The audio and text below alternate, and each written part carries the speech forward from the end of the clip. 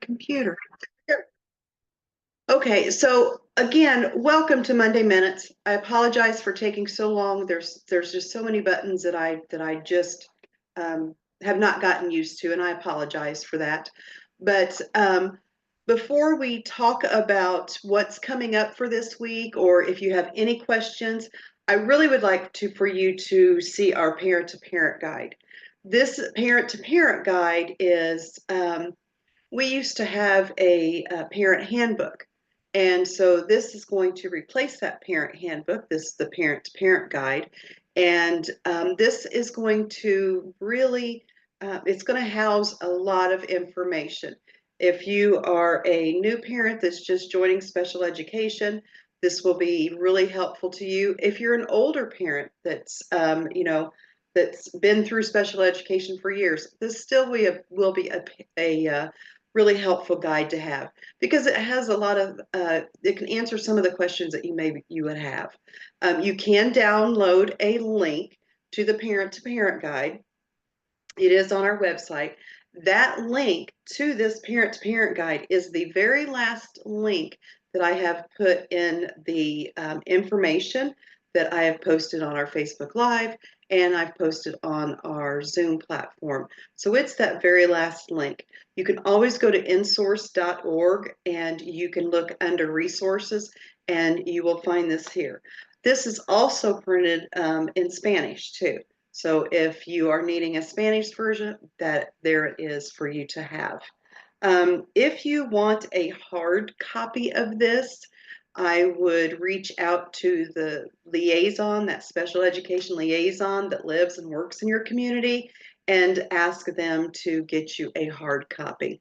But we really are striving to be paperless, and so if you don't need that paper copy, please just download it into your computer. Now, when I say download it into your computer, you can also do searches in there. So, it's a kind of a way that you can just quickly go in and search your information that you have here as well. So this is the first page, our parent-to-parent guide. And this is a guide to understanding special education in Indiana in 2025. Here, this is the a disclaimer I really would like to read to you. This guide is a legacy project built out of contributions of department specialists and consultants over many decades. It's been updated to be current based on the reauthorization of Article 7 in 2024. The simplification of language for the purpose of general consumption by parents and others is the sole responsibility of Indiana's Parent Training and Information Center InSource, and does not constitute legal advice. This document and any further revisions to this guide will be made available through a website link. So please understand that we do not give legal advice. If you feel like that you do need legal advice, please contact a competent special education attorney and ask them those legal questions. Simply here just for education. So here is the table of contents. So you see that there are several different areas that this parent-to-parent guide will cover. And we are going to hopefully over the next year go through each and every one of these titles so that you can either ask questions or that you can have a little bit more of a bit of understanding, or it may be that you just so you know where it's at in the parent-to-parent guide. Again, this is not to replace Article 7. This is for you to work together with Article 7. So please download a copy of Article 7 in your computer, just like you would the parent-to-parent guide, and then you would be able to really work with both of them. One of the reasons why it's so important that parents understand information in Article 7 is so that you can become a better advocate for your child. And that's really what InSource strives to do, is we really do strive to help parents to become that better advocate. Again, we don't give legal advice, but what we do is we help a parent understand that how to navigate through that special education process. And we're not there to again advocate for your child or for you. We are there simply to be a support for you, to help answer questions that maybe you would have, or point you in the direction that you can find the answers in. So that's really what we strive to do. InSource, this is starting our 50th anniversary year, and so we have been around for a long time. We have amazing staff that can help you navigate through this guidebook. Again, it's my hope to, by the end of this year, that we do have the complete book covered. And for those of you that might have questions, you would be able to answer or ask them on this platform. Please feel free to ask those questions. I only ask that you keep them unidentifiable, that there is no identifying information that is shared, no children's names, no schools' names, no staff names, nothing like that. Just keep it as general as possible. If you are needing assistance, you are more than welcome to contact our office in South Bend, and we can get you to the right liaison, or you can go under insource.org and you will find a link that you can find the liaison that lives and works in your area. So without further ado, this is our parent-to-parent guide. Again, this is the table of contents. This is what we'll cover today, just so you get familiarized with some of the titles that are and headings that we're going to be talking about and what's housed in this parent-to-parent guide.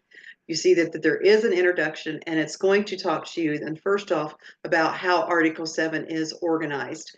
And you know, it's really important to have that because the Article 7 is covered by rules, and you will see that everything does start out with a 511, and then it would be IAC, and then you're going to have the rule, which is 7, and then from there you'll have a dash.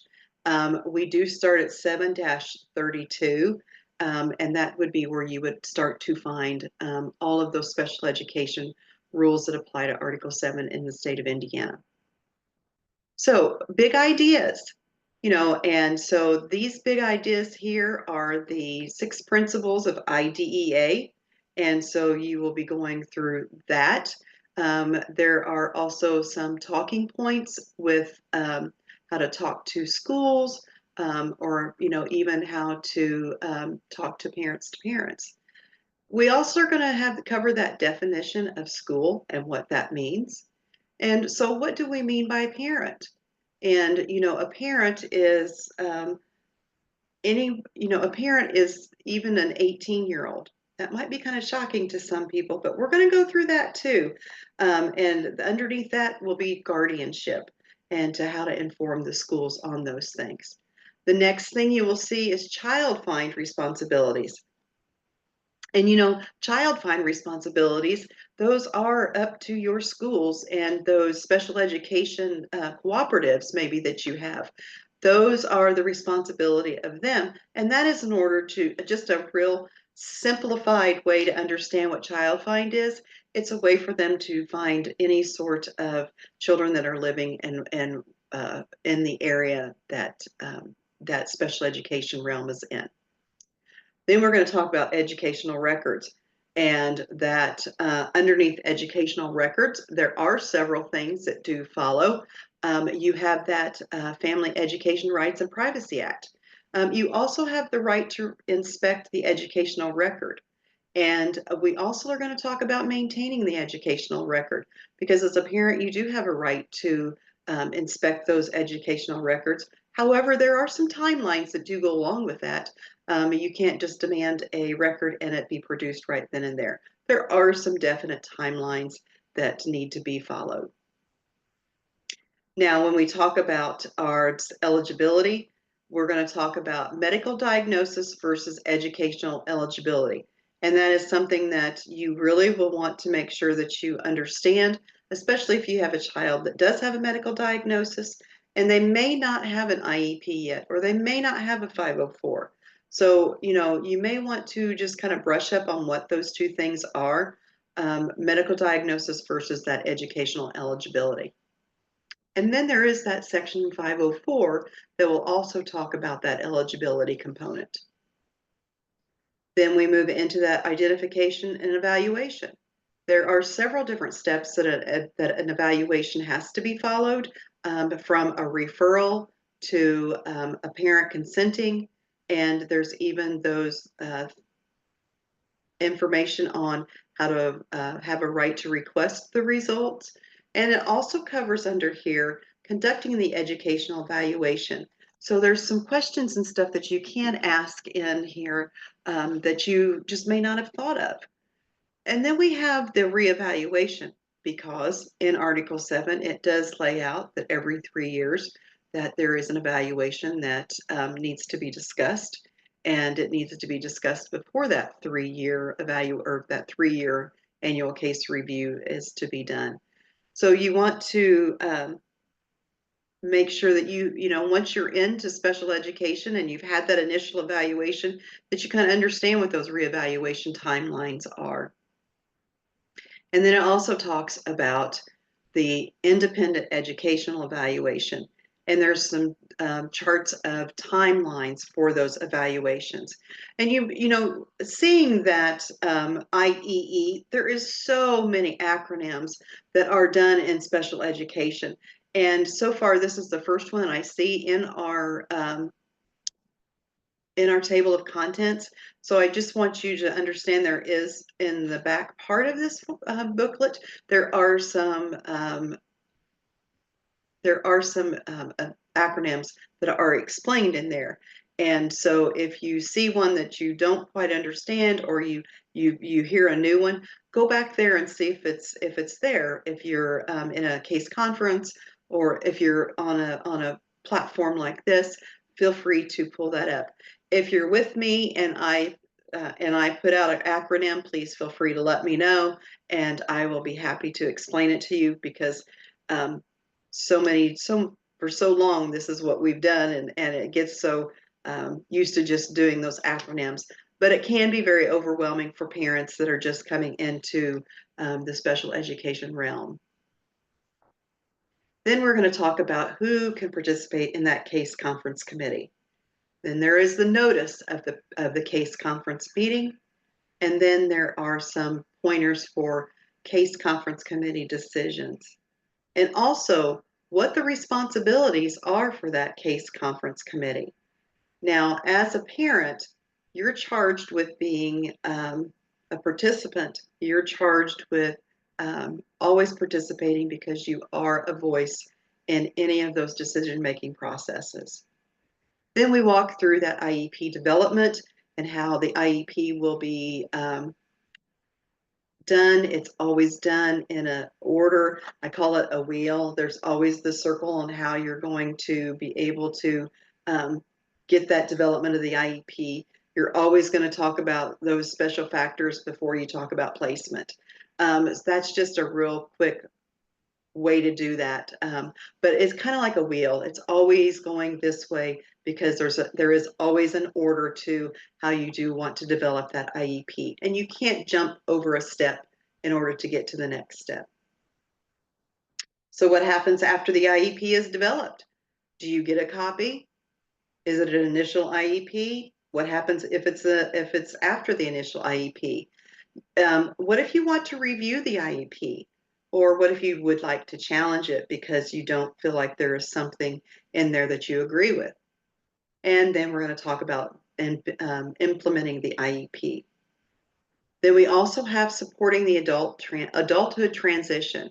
And this is where we're going to talk about some of those alternative diploma and certificates and graduating, because sometimes we do have questions that are surrounding those things. I will tell you that we do have a good program that Lisa Barber is in charge of. She's the coordinator, and it does go through some of those transition things for transitioning to adulthood. Then we're going to talk about non-public schools and that choice scholarship. And then we're going to talk about that ESSA, that educational scholarship account, and how that works, and how that works as what is a qualified expense, even participating in that. Here we go talking about instructional days. And instructional days, there is a definition for an instructional day. And this is where you might have a question about agreeing to shorten days, because we know that anytime a child is removed from from their placement, it is considered to be a removal of a day. Then we talk about removals. Is it a disciplinary change of placement? Is it a change of placement and we need to do a manifestation determination conference? That acronym is an MDC. Conduct is not a manifestation of the student's disability, or conduct is a manifestation of the student's disability. So then we want to talk about what those two things would look like. We also have that interim alternative education setting and a disagreement with the manifestation determination or that interim alternative education setting. So what if you have a student that's not yet eligible of special education? This is where we're going to discuss that. And there's the parent-to-parent pointer when behavior is the issue. Then we move on to those removals and manifestation flowchart. This is a really good information piece if you do have a child that is in that situation, so you can also see how that works and you can follow those steps as well. Now we're going to move into those resolving disagreements.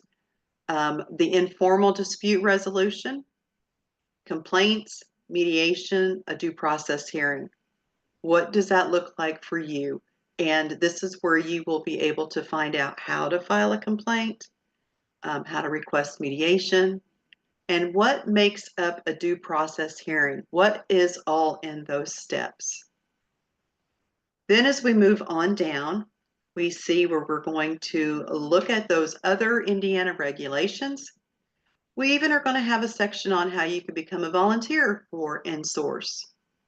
There's some really good helpful agencies that are listed, and then words to know, some definitions. There on page 77, list some acronyms. And then we go into QR codes to quick hot links. Now, I do want to remind you that with doing this guide and downloading this copy onto your computer, you will be able to access those links. And so it will be able to get you to those links, and you don't have to necessarily have them on your computer. So you see where I hit the link and it went to IDEA. That was that link that we had on here. And let me get back to that parent-to-parent guide so that, here we go. Make sure it switches back. So then that's where you see those blue hyperlinks that you're able to use. There we go. Make sure that our Facebook Live has caught up with that as well. So that is our table of contents. Now, as we move into the introduction, it's Individuals with Disabilities Education Act, IDEA. That is a federal law that does support that special education related services programming for children with youth and disabilities. Now, the requirements of this law are incorporated into Indiana's special education rules in a section commonly known as Article 7. And the central purpose of this guide is to explain Article 7 so that it can be more easily understood. And this document, again, is not a substitute for Article 7, nor is it meant to provide legal advice. Please refer to Article 7 for the specific language and code. And additionally, this guide offers some general information beyond the scope of Article 7 related to raising a child with a disability. Now, that is pretty much the introduction for us. And then we move on to, would you like to connect with someone who can help you understand special education? And if the answer is yes, then you are more than welcome to hit this hyperlink at insource.org, and then you will be able to go and look for that special education liaison, and then you can put your address in, and it will give you the person that lives and works in your area. I'm not going to go on any further, so next Monday we will talk about how Article 7 is organized, and we can move from there. Again, it's my hopes that by the end of the year that we will definitely have this parent-to-parent guide all went through, and if you have questions, then hopefully I'll be able to answer those questions as well. So at this time, I am going to stop sharing, and